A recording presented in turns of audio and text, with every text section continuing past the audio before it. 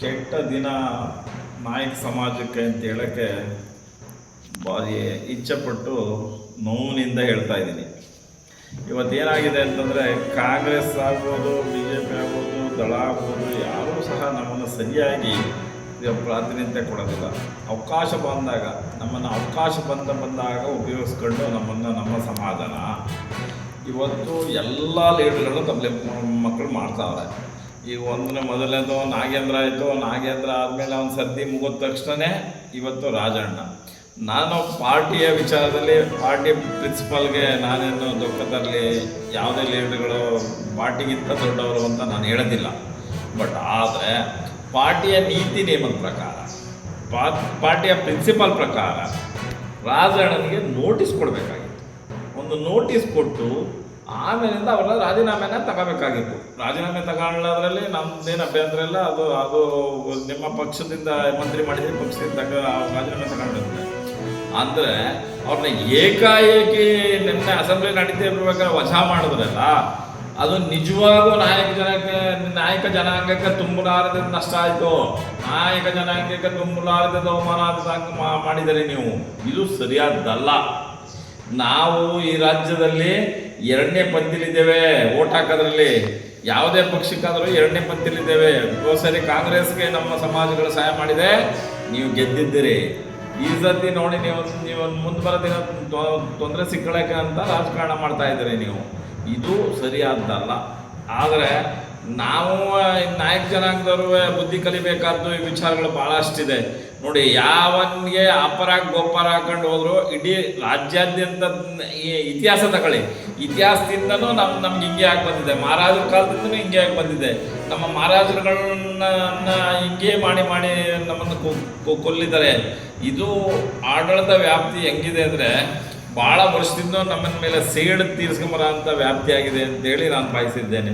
ನಾವು ಯಾವ ಸಮಾಜದವ್ರು ಬಾಂಧವ್ಯ ಬೆಳೆಸ್ಕೊಳ್ಳೋಣ ಅಂದರೆ ಬಾಂಧವ್ಯಕ್ಕೆ ಅವಕಾಶವೇ ಇಲ್ವಲ್ಲ ಈ ರಾಜ್ಯದಲ್ಲಿ.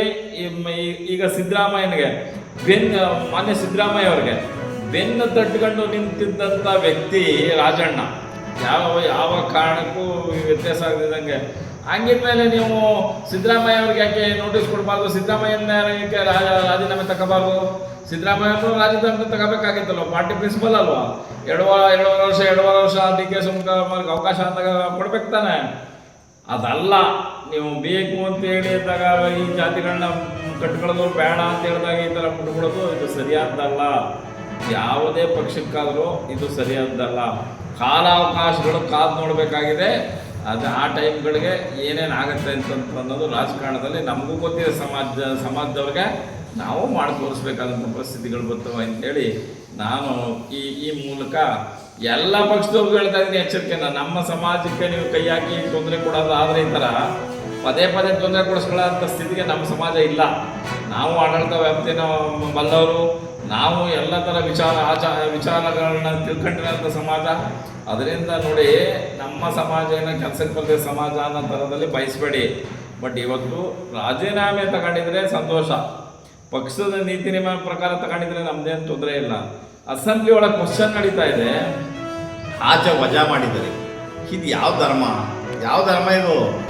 ಈ ಸಿದ್ದರಾಮಯ್ಯನವ್ರ ಪರ ಹೊಗಳದಕ್ಕೆ ಈ ಶಿಕ್ಷಣ ರಾಜಣ್ಣನಿಗೆ ಇದು ಸರಿಯಾದ್ದಲ್ಲ.